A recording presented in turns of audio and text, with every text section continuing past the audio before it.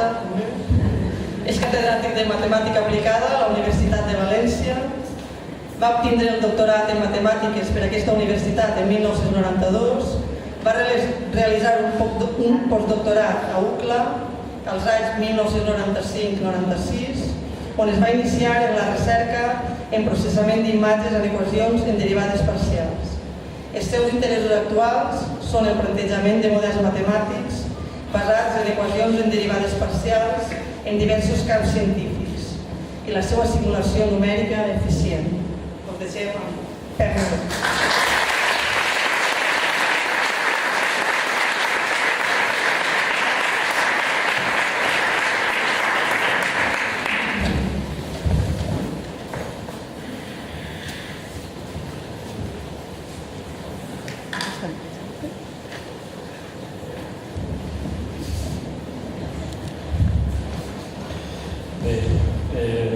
La veritat és que primer que tot va ser complicat mantindre una distància perquè em pugueu sentir sense quedar-vos sords. Sí, alcem la veu? Sí, molt bé. Suposo que ho podreu aguantar durant una horeta llarga que durarà la meva xerrada. No, això és la primera, bueno, no va durar tant.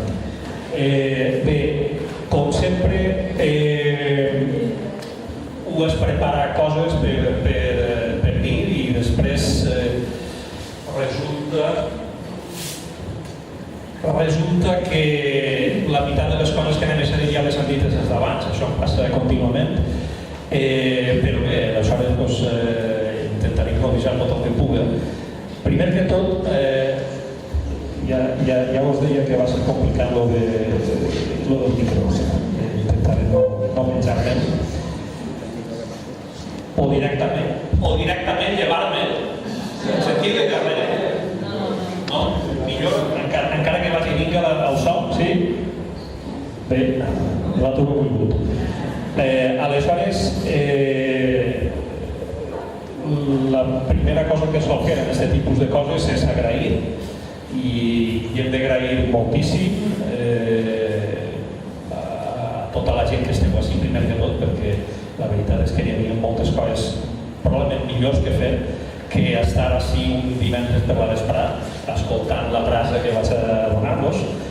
Però imagini que els que esteu així ja sabeu el que veniu i la veritat és que és un verdadero plaer veure-vos tots així en un esdeveniment com aquest i més al meu poble. Aleshores, pocs agraïments perquè ja Tere i Magda ja s'han encarregat d'agrair a pràcticament tots, però jo el que vull és agrair sobretot a la família que ho ha estat darrere nosaltres amb el cor, agrair a la corporació que ha fet això possible. Si no hagués sigut per ells, no hagueren tirat endavant aquestes coses, cert. N'hi ha que tindre molta energia i la veritat és que arriba un moment en què aquesta energia falta i trobar gent com la que hem format la comissió d'aquestes jornades i sobretot Tere Araví, a la qual tinc que agrair moltíssimes coses, entre elles algunes exageracions que he dit abans a la meva presentació. I bé, sobretot agrair a Vicent que mos obri el camí a molts de nosaltres. Quan Joan dia que és el que prenem a Cigata per a dedicar-nos a les matemàtiques amb tant de plaer, perquè les matemàtiques necessiten plaer, dedicació, d'alguna manera és seguir el camí de Vicent, el camí que va obrir Vicent. Jo teníem 6 anys de diferència, és possible que jo per aquesta diferència d'edat no parlara molt amb ell, però hi havia gent per la meitat que sí que parlava amb ell, jo parlava amb la gent amb la qual parlava Vicent i d'alguna manera han seguit el camí de Vicent cap a les matemàtiques a distints nivells, perquè tampoc és necessari. Una de les coses bones que crec que jo que anem a treure d'aquestes jornades és que les matemàtiques estan per tot arreu, a tots els nivells, nivell universitari, professionals de les matemàtiques, professionals de l'enginyeria, químics, el que sigui, estan al carrer, entenen millor les coses, que no ens enganyen tant quan ens fan comptes per ahir en què les coses són així i no poden ser d'altra manera. Les matemàtiques ajuden moltíssim, moltíssim. I aleshores, aquesta és l'última de les coses que vull dir. Abans de començar, recorde prou bé. Doncs Vicent, com dic ahir, va ser un matemàtic excepcional. Té de dir que, per fer un símil, perquè clar, excepcional, sempre diguem que tots són excepcionals, i aleshores, quan tots són excepcionals, ningú és excepcional. Té de dir que, per fer un símil que puguem entendre, Vicent seria un Andrés Iniesta. El símil més futbolístic, més acurat, seria que Vicent, perdoneu que soc del Barça, si algú s'ha fet per exemples que diga del Barça, ho soc molt. Vicent podria ser un Messi i al mateix temps un Busquets, un Iniesta i qui tenen ara de porter, Ter Stegen o alguna cosa així. És a dir, estem parlant d'això, una persona excel·lent a qualsevol aspecte de les matemàtiques. Com a moltes branques de les matemàtiques hi ha gent que es tira cap a la teoria i gent que es tira cap a la pràctica, cap a les aplicacions. I aleshores Vicent, com deia Tere, va partir de qüestions molt pures, i pures vol dir en matemàtiques molt abstractes, manes de comprendre, però coses molt abstractes, manes de comprendre, derivades parcials, etc. Excel·lent, i també excel·lent en l'aplicació d'aquestes coses, en procés d'imatges i, jo què sé, irrigació, mapes topogràfics, moltíssimes coses. I aleshores, això el podia fer una persona que digués, estem parlant de Premi Nobel o alguna cosa així, podem estar parlant d'això. I bé, podria ser una persona, i hi ha exemples de persones així que en les quals no es pot ser parlar, és a dir, que estan ahí al seu castell i si no estàs a la seva altura no parlen amb tu. Exemples, m'imagino que en tenim tots. Vicent era tot el contrari. Vicent, una persona plana, del poble, molt modesta, increïblement modesta, sincer, i al mateix temps molt generós. Així tenim exemples de generositat, de dir, pensa això, i donar un tema de tesi, donar un treball de recerca en pla generós, d'acord? Aleshores, aquesta combinació de qualitats el fa molt poc comú i el fa una persona realment entranyable com tots els que coneixem podem estar d'acord. Molt bé, aleshores, si mireu, hi ha 52 pàgines i aquesta última pàgina ha tardat no sé quan, més de 5 minuts. Podem estar així fins les 12 de la nit, però us promet que aniré una mica més a pressa a partir d'ara. Diguem-ne, el guió de la xerrada és molt curtet. Aleshores, la trajectòria acadèmica encara la contaré més perquè resulta que Pere, ahir es veu que no ens hem coordinat gens de la xerrada. Diré algunes cosetes més, diguem-ne, algunes pinzellades més. Després faré una breu introducció a imatges digitals. Per a què? No sé, per a donar una mica d'informació que pot resultar útil o pot resultar curiosa i potser pot servir per entendre una mica això un dubte més, perquè no vaig a donar molts detalls de l'última part de 3 contribucions fonamentals de Vicent. Però anem a intentar-ho. Aleshores, essencialment Tere ho ha dit millor que jo, això està inclús més resumit. Una trajectòria acadèmica diguem-ne, excel·lent, excel·lentíssima. Els companys del departament d'anàlisi, el Vicent va començar, se'n recorden encara d'ell perquè no anava, o sigui, la primera volta que ho deien era l'examen i trebia un 10. I aleshores se'n recorden encara d'ell, inclús intenten legislar per a persones que feien aquest tipus d'estratègia acadèmica, però no n'apareixen així. Aleshores, bé, tot el més vaig a passar-ho perquè Pere crec que ho va cobert bé, amb més detall inclús. Així vaig a anomenar alguns premis, els que veieu ahir, i el que vull, això va resultar complicat perquè si al cap ja probablement no ho sentiu, però ja vos havia avisat al principi, que això no va ser així. Aleshores, en roig destaca les conferències invitades a events mundials de matemàtiques que són realment mèrits que els tenen molt poca gent. La primera d'elles, a l'ICM, és l'International Congress of Mathematics o alguna cosa així, que es fa cada 4 anys com les Olimpiades. Són com les Olimpiades de les matemàtiques. Ells donen les famoses per a nosaltres, però igual ho ha sentit medalles fins. Cada 4 anys es reuneixen els matemàtics en un lloc i a 2006 es van reunir a Madrid i Vicent va donar una conferència invitada a aquest event. No sé si és el primer matemàtic o dels primers matemàtics en tindre aquest honor. Després, el 2011, a una altra conferència similar, esta el vaig a donar una mica més de bombo perquè ens toca més de proper, està l'ICIAM, que és més llarg, té un ICM i probablement sigui alguna cosa així, però té una IAM per la meitat. I aleshores l'ICIAM és el Congrés Internacional de Matemàtica Aplicada i Industrial. El 2011 va ser a Canadà, és a dir, una cosa que es tria en pla les Olimpiades, que és una cosa extraordinària, es fa cada 4 anys.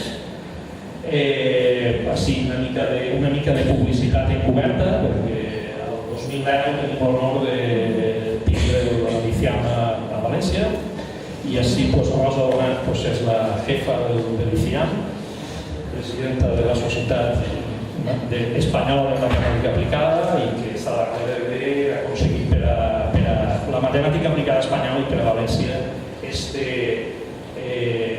congrés mundial de la matemàtica aplicada. L'ICIAM va ser el primer espanyol en donar una xerrada invitada a l'ICIAM de 2011. Després, equivalent als campionats europeus de la matemàtica, diguem-ne Europa, l'ECM, l'European Congress of Mathematics o alguna cosa així, i aleshores a Cracòvia, el 2012 va donar una altra xerrada invitada. I bé, i l'últim, el que també ho havia comentat Tere, que és un premi econòmic, que evidentment no per a vosaltres la butxaca, perquè si no els matemàtics són realment molestos i pobres, doncs va guanyar una RC, European Research Council o alguna cosa així, un organisme europeu que dona diners per a la recerca, ja que Espanya no dona diners, doncs des que anem fora i per dona. Aleshores Vicent va aconseguir 2,3 milions d'euros, que ja us dic que això és molt complicat d'aconseguir, i ho donen a molt poca gent. I aleshores això ha servit per a finançar a gent que està fent la tesi i fer recerca en aquests temes de processament d'imatges i de supercomputadors. Molt bé, aleshores, així tenim una llista que Tere, ahir és on li vaig a treure els colors a Tere, que Tere deia que són el dia 15, però la veritat és que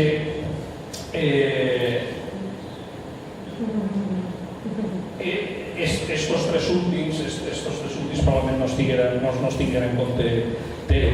En qualsevol cas, començant per dalt, Paco Arándiga va ser el primer estudiant de doctorat de Vicent.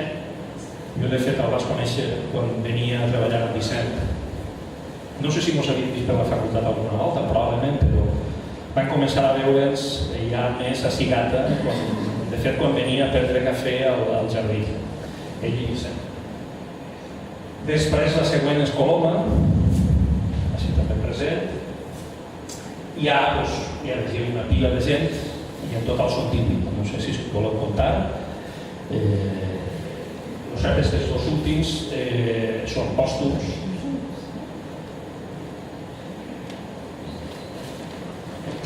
Este el tenia controlat perquè va fer la tesi molt poc després de morir Vicent, i l'última o l'últim, Vanel, no sé si és xic o xica, Coloma, xic. Quiqui, Vanel és xic. Un xic, és un xic, no? Un xile. Un xile. Bueno, doncs Manel, sota la codirecció de Coloma, és l'últim doctorat.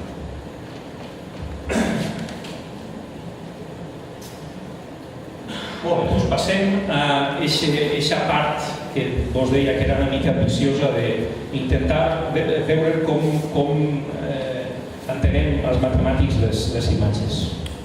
I aleshores, bé, què és una imatge? Tothom sap el que és una imatge, entra pels ulls. Això és una imatge no són imatges, però la qüestió és que va ser molt complicat explicar què són aquestes imatges, sobretot si volem reproduir-les fidelment o modificar-les. Això va ser molt complicat. Però aleshores el que ens plantegem és mesurar les imatges. D'alguna manera passar de les imatges a números. I en aquests números ja veurem què fem abans. D'acord? El primer pas perquè en aquesta direcció és, de moment, simplifiquem a imatges lineals. És a dir, el que veieu ahir és una imatge que està formada per 6 colors. D'acord? Aleshores, si un tinguera que descriure aquesta imatge sense parlar de la dimensió que té la imatge, ho diria negre, groc, verd, això és un blau claret, blau, gros, roig. Això és el que diríem, no? Això cap problema, no? Sí? Cap problema. Aleshores, el primer pas per transformar aquesta imatge en números, el primer pas és dir, d'alguna manera fem una paleta de colors. És a dir, hi ha uns colors, 8 colors, són aquests d'ací, i aquests tenen, el primer és l'1, el 2, el 3, el 4, el 5, el 6, el 7, el 8. Ja està. D'acord? I aleshores, ara us deixo 5 segons per a que penseu quina seria la codificació d'aquesta imatge.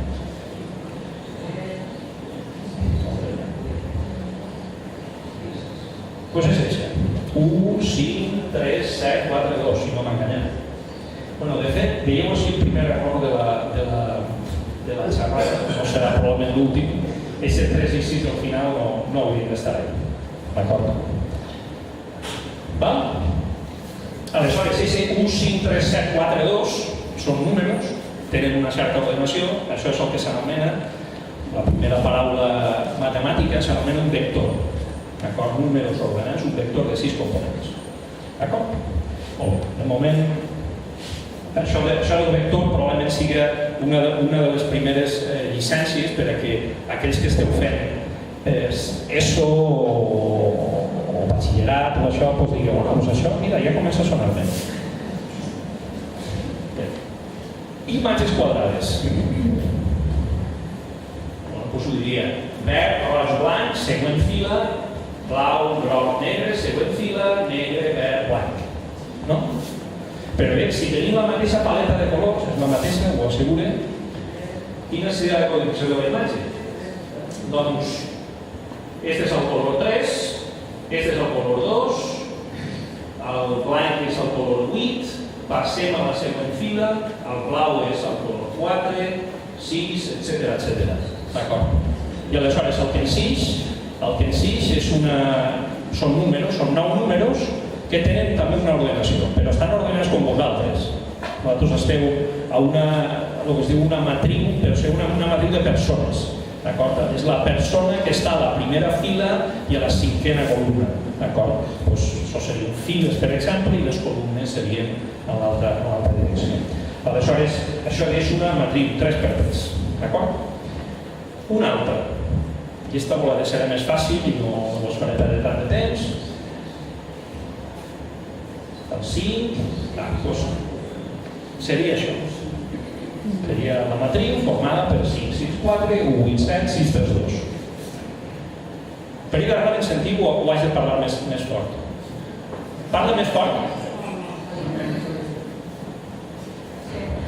Bueno, doncs almenys espera que ho veieu i estigueu d'acord. Si algú no està d'acord, per cert, que alça la mà i diu, no estic d'acord. Molt bé, aleshores, la qüestió és, els números aquests, els números són arbitraris, és a dir, els números són arbitraris? La resposta és sí, són arbitraris.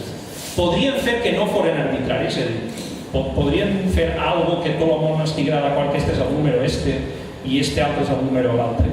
Podrien mesurar colors.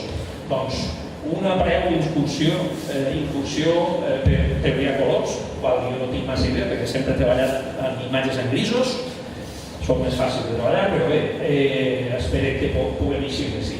Aleshores, la llum està causada per fotons que tenen una longitud d'ona entre no sé quants nanòmetres, 300, ahir tinc que mirar-ho, però 380 i 740 nanòmetres. Nanòmetres són una cosa molt ben milionèsimes de mil·límetre o alguna cosa així. I aleshores, tenim la llum roja que té una longitud d'ona relativament llarga, de 650 nanòmetres, verd 530 nanòmetres i blau 470 nanòmetres. Per cert, la longitud d'ona, no ho havia dit, però encara que està ahí dibuixat, la longitud d'ona és la distància que hi ha entre dues crestes consecutives de l'ona. D'acord, això és la longitud d'ona. Aleshores, rojos, longitud d'ona lleugerament més llarga, blaus més curta. I el cert és que tenim al sistema visual receptors del color que són sensibles a longituds d'ona que estan al voltant d'aquestes. Tenim cons L d'ones llargues, cons M d'ones mitjanes i cons S d'ones curtes en anglès. I aleshores, aquests tres tipus de receptors ens donen la sensació del color. És a dir, nosaltres tenim la sensació del color, però realment al final són números. I el que fan aquests receptors és captar essencialment la quantitat de fotons en cadascuna de les longituds d'ona o al voltant de les longituds d'ona, i això són el que anomenaré intensitats de roig, verd o blau. I aleshores, el model de color que s'empra normalment per a aquest tipus de negocis és un model en què el color s'obté com a mescla de roig, verd G és green en anglès, i blau és no cal traduir-ho. D'acord? S'obté com a mescla, llum d'aquests tres colors purs, primaris, diguem-ne, generen tots els colors visibles. Aquest és el nostre model. Per exemple, les intensitats estan, diguem-ne, que si tinguem que comptar fotons, n'hi haurien probablement milions i milions de fotons, però al final un normalisme. 0 fotons no entra res i al màxim, n'hi ha un màxim, se li assigna un número màxim que normalment és 255. El per què 255 no ve el cas ara. D'acord? Molt bé, aleshores, amb això, la paleta de colors anteriors, la que teníem ahir, negre, roig, verd, etc., són els colors aquests, són negres 000, és a dir, no n'hi ha fotons de ningú tipus. El roig és màxim fotons de roig, ningú dels altres canals, i així successivament. El groc, per exemple, és roig i verd a tope i blau res, i així successivament. I l'últim de tots és el blanc, que és a tope de tots. D'acord? Molt bé.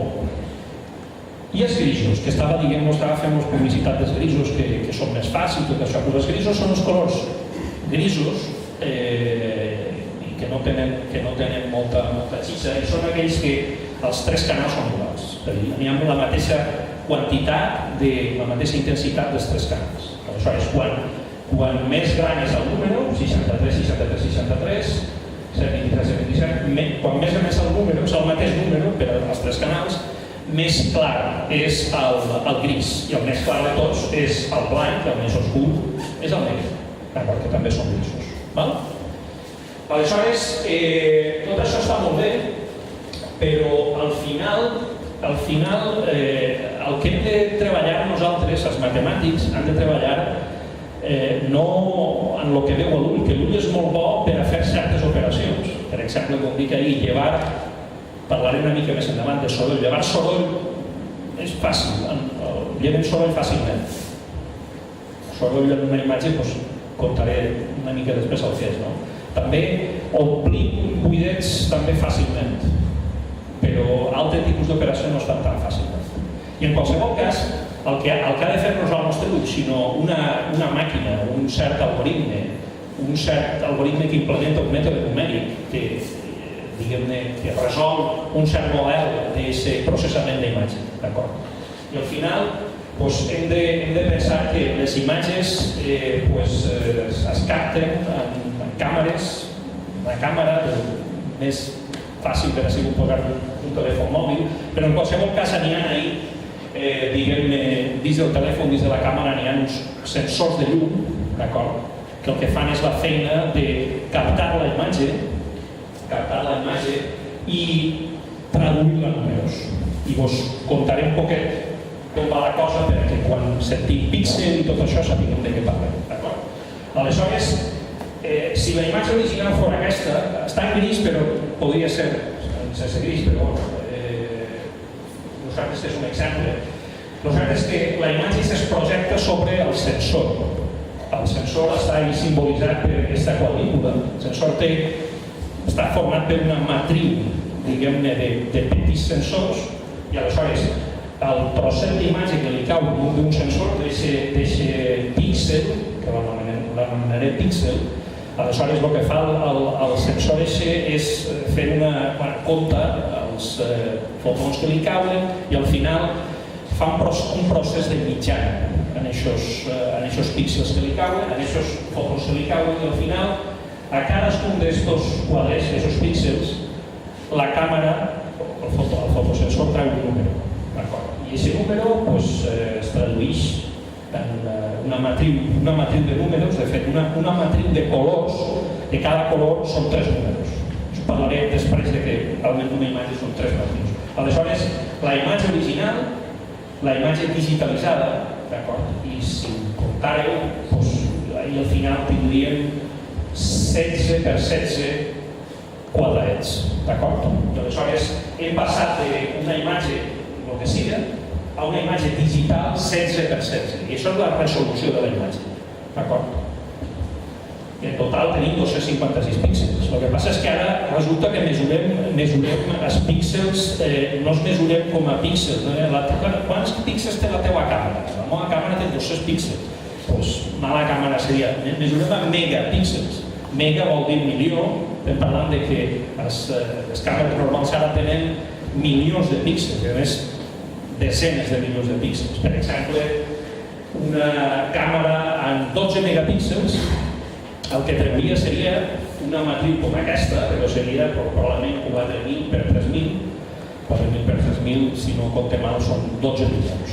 És a dir, cada foto que fa la càmera de 12 megapíxels es transforma en una matriu, 4.000 per 3.000 o 3.000 per 4.000, depenent si la poseu així, de números, de colors. Recordeu que cada color són 3 números, com heu vist abans.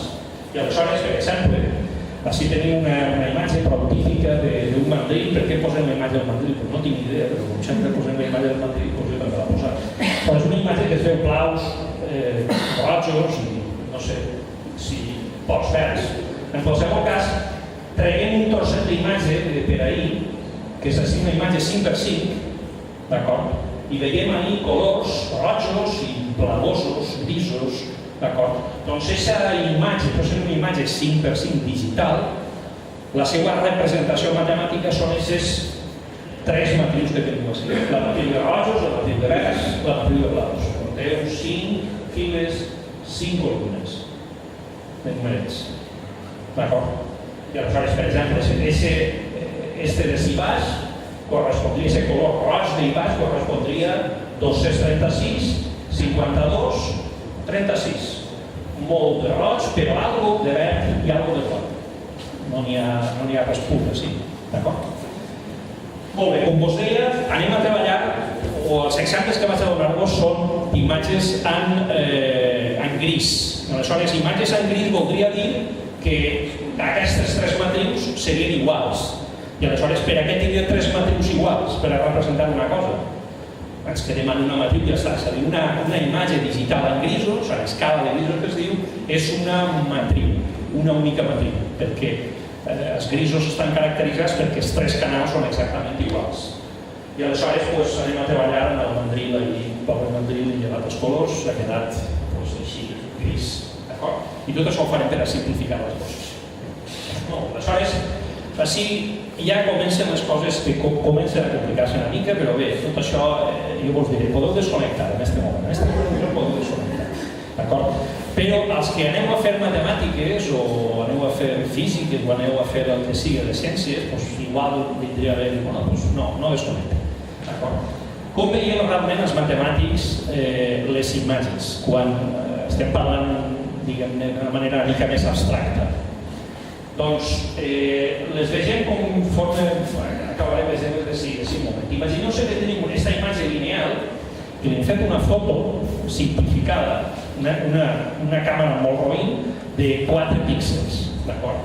I ha entrat una imatge digital 4x1, una càmera molt roïn, d'acord? Aleshores, este gris d'ací que va siguiente este gris, ha fet una mitja de esos grisos, ha acabat així, etcètera, i aleshores és el que hi ha, d'acord? Una imatge molt pobreta 4x1. Han entrat 4 números, els que veieu ahir.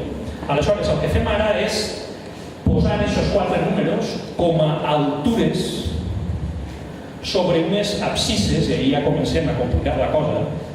Les abscisses estan així baix, i aleshores a l'abscissa 0 posem 127, el primer, a l'abscissa 1/3 posem el 177, a l'abscissa 2/3 el 98, i a l'abscissa 1 posem el 55. Per què 1/3 i 2/3? Perquè al final hem tingut que posar 4 coses i aleshores es queda partit a l'interval 0-1 en 3 trossos i aleshores això és el que hi ha. D'acord?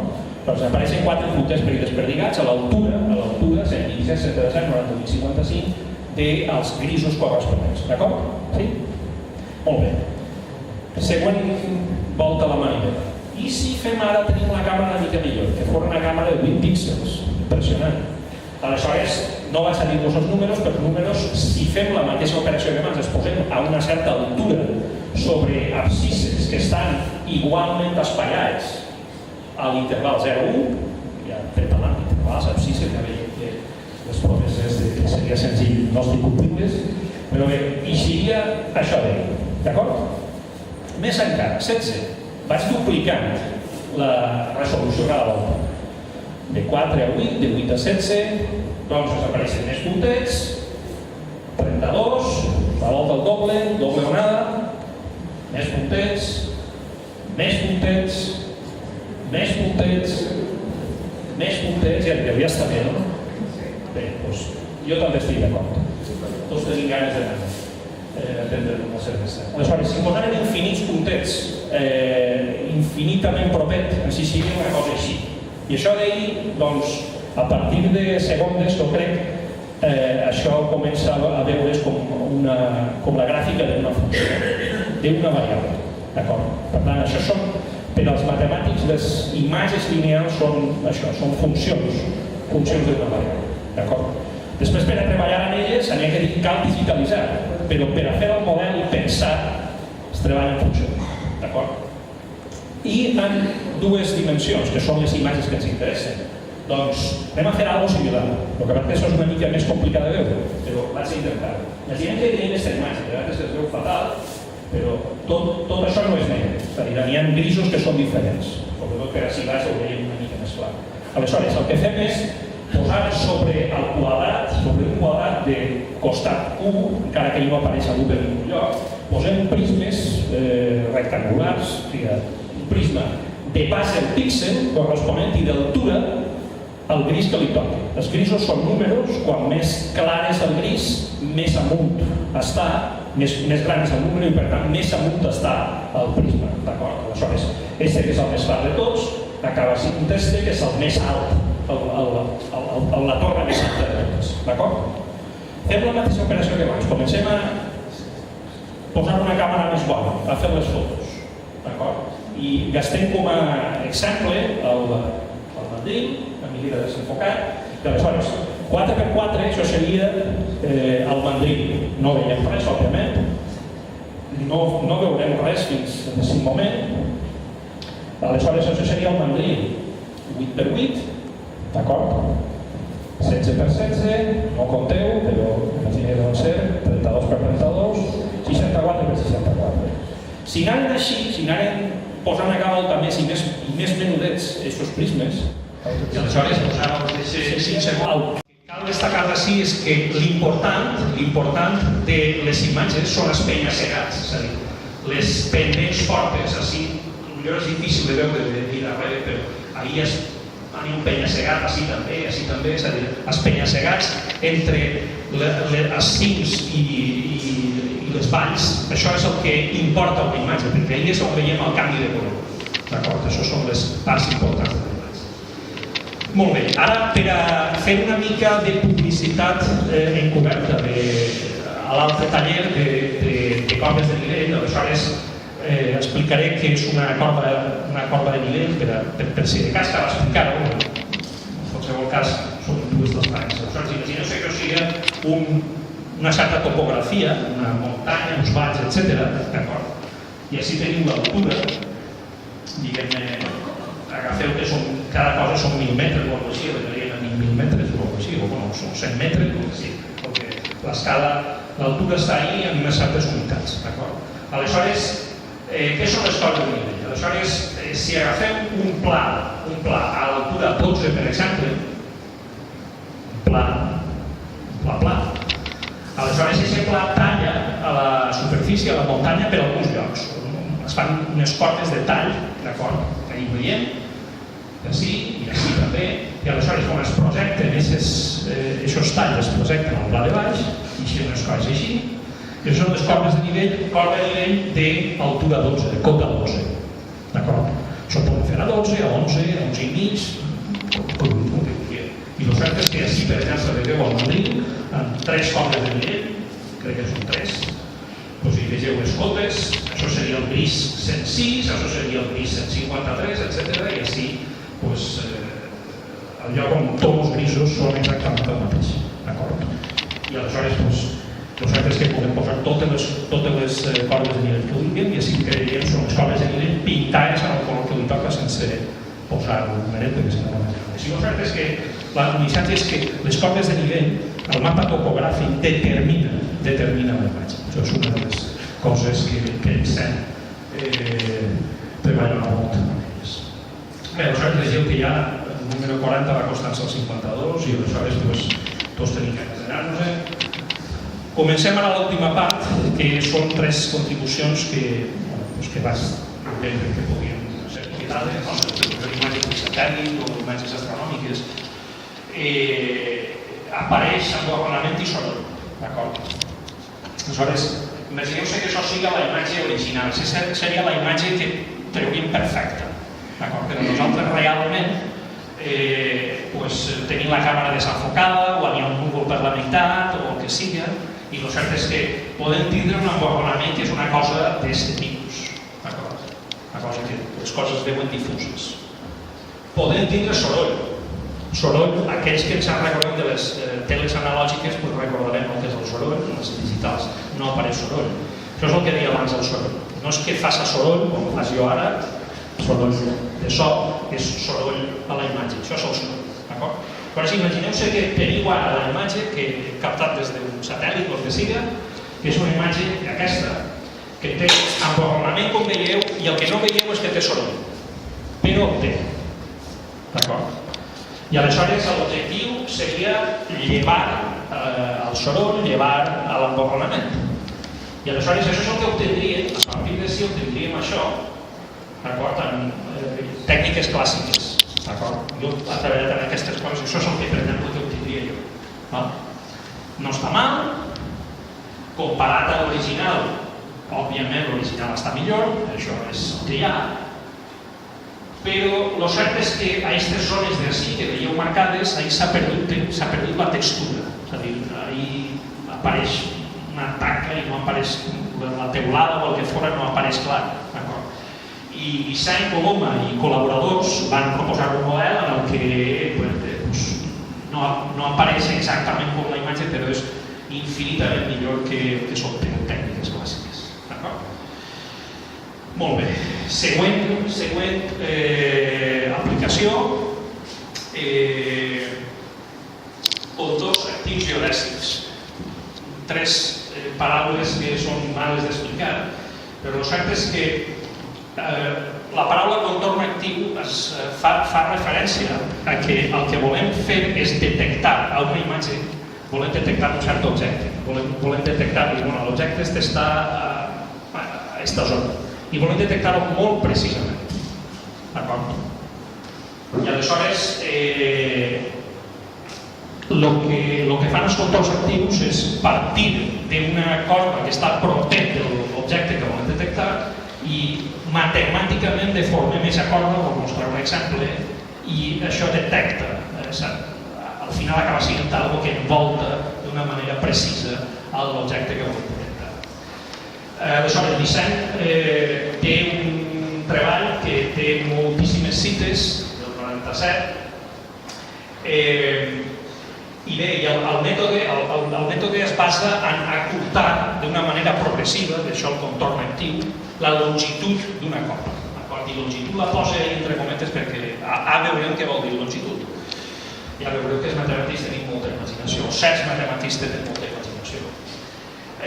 Aleshores, per a què serveix tot això? Bàsicament, n'hi ha moltíssimes cites, té quasi 3.000 cites i pujant. És a dir, gent que ha llegit l'article de Vicent i l'ha trobat útil i ha fet referència. D'acord, això és 3.000 cites, és un número estratosfèric.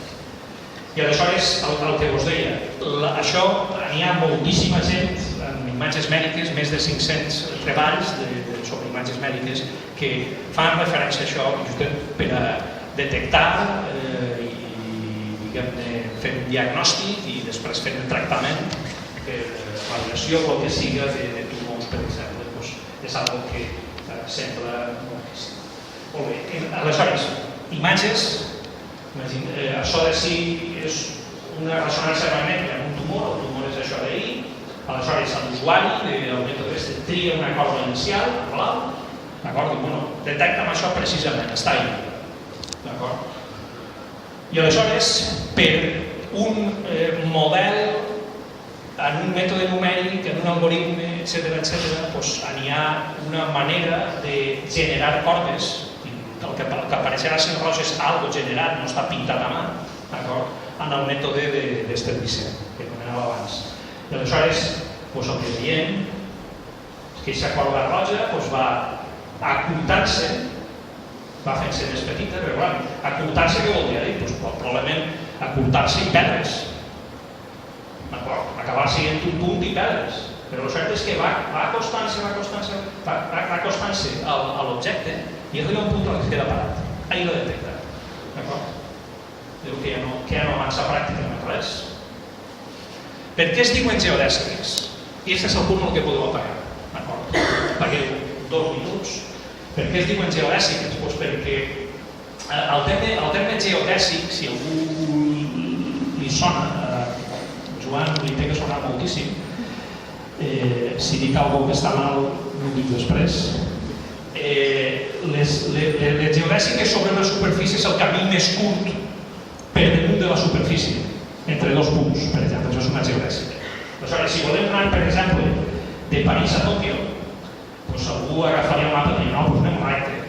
No, això no és el camí més curt. El camí més curt és algo que fa així d'acord? I aleshores vol dir, per això més llarg, no. El camí més curt sobre una circunferència, sobre una esfera, es troba en el que s'anomena un cercle màxim, d'acord? El tall de l'esfera amb un pla que passa pels dos punts que volem anar i pel centre de la circunferència de l'esfera. Aleshores, la qüestió és que el treball de disseny col·laboradors plantegen que la longitud de la corda no és la longitud de la corda, sinó que la longitud de la corda depèn de lo propet que passa la corda del penya-segat. De manera que si passa propet del penya-segat, la corda es compta com a més curta, es mesura com a més curta. Tot això d'una manera que no volem saber com, però intrínsecament és així. Més curta quan passem per al costat del penya-segat. I el penya-segat just és la vora de l'objecte que volem detectar. I aleshores, mitjançant un cert mètode numèric, diguem que comencem a curtar segons aquest nou criteri de longitud fins que es queda enganxat al penya-segat que volem detectar i a partir d'ahí ja hem calculat l'algebra. Última aplicació, que ja ho vam anar-nos, restauració d'imatges. Voldríem una imatge vella, està tratat a Wikipedia per ahir, no sé, per un lloc de Google o altre. Aleshores voldríem la imatge aquesta que ha tingut així, ratlles, etc., o millor que és una imatge que té un text imposat per damunt, el que siga, voldríem treure la imatge sense les ratlles i sense aquestes oclusions, d'acord? Llevar-los. Aleshores, això es podria fer, així una altra publicitat encoberta, es podria fer mitjançant una cosa que es diu interpolació, d'acord? I això, si no estic mal informat, va a la xerrada de Paco, i això funcionaria, la interpolació és una que més o menys es compta en algun moment, no sé si batxillerat o un lloc així. El cert és que això pot funcionar bé si els forats són petits, però si són grans no. I aleshores, la idea de disseny i col·laboradors és la següent. Si tenim algo de l'objecte tapat, el que volem és, i això són les corbes de nivell, recordeu que són el lloc on tenim el mateix coloret, el mateix gris o el mateix el que sigui, d'acord? Però aquestes corbes de nivell, el mapa topogràfic de la imatge, aleshores el que voldríem és continuar les corbes aquestes com si el forat no estiguera. I aleshores el zoom és així. Esta corba de sí es continua així, d'acord? El que voldríem és unir aquests dos punts de la corba de nivell i aleshores fer això de manera implícita i recuperar la imatge. Aleshores, el cert és que coneixem les corbes de nivell, o almenys podem suposar-ho ara, però també coneixem la direcció d'aquestes corbes de nivell. Coneixem tècnicament el que s'anomenen els vectors tangents a les corbes de nivell, la direcció que té la corba de nivell, localment. I aleshores això entronca en un problema clàssic que és el problema de l'elàstica d'Euler. Euler és un gran matemàtic, un disseny del segle XVIII, crec. Ahir m'ho digueu, crec que és del segle XVIII, sí. Aleshores, imagineu-se que tenim una corda que està tallant, coneixem els punts aquests i coneixem la direcció que té la corda. Aleshores, la qüestió és unir això. Es podria unir de moltes maneres, però n'hi ha una que és òptima. D'alguna manera és òptima. Algú podria posar una línia recta, però la línia recta no té la direcció aquesta.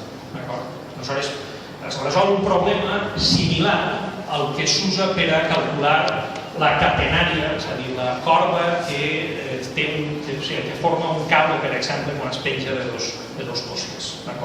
Matemàticament es pot calcular d'una manera molt similar al de l'elàstica d'Euler. I el cert és que això el van emprar Coloma, Vicent i col·legues d'una manera molt més sofisticada del que estic contant així, però d'alguna manera relacionada amb això, i anem a veure així una aplicació. Vegeu que això li falten així els quadradets aquests i ara màgia ja està perfecte. Aquesta no és la imatge original, aquesta és la imatge restaurada. I per a veure que no hem fet massa trampa anem a fer un zoom ahir, i aleshores apareix així el quadradet, probablement el color no sigui blanc, però el quadradet sí que és. Aleshores falta aquest quadrat i en els mètodes de Vicent, Coloma i companyia obtenim això de sí. La imatge no és perfecta perquè pot veure així, potser n'hi ha alguna ratlleta que potser no tocaria estar, però és el més proper a ser perfecta que jo a mà no ho faria bé. Aleshores, vull acabar mostrant si a Vicent algú dia si era gata o no, no és gata, és Toledo,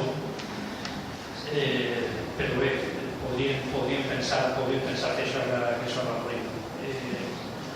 Nosaltres que espero que aquestes jornades servisquen per a donar-li un homenatge a Vicent, un científic, com dia abans, de talla mundial, no exagere, i al mateix temps, conforme havia dit Magda, Joan i Tere, fer patent que les matemàtiques poden servir per a moltíssimes coses. No sols per a marejar als estudiants quan tenen que anar a un examen de matemàtiques, no és molt complicat, etc. Poden realment servir per a millorar el món. I aleshores necessitem gent que apreci els matemàtics, no aprecien les matemàtics. Els matemàtics igual no es té per què apreciar-los.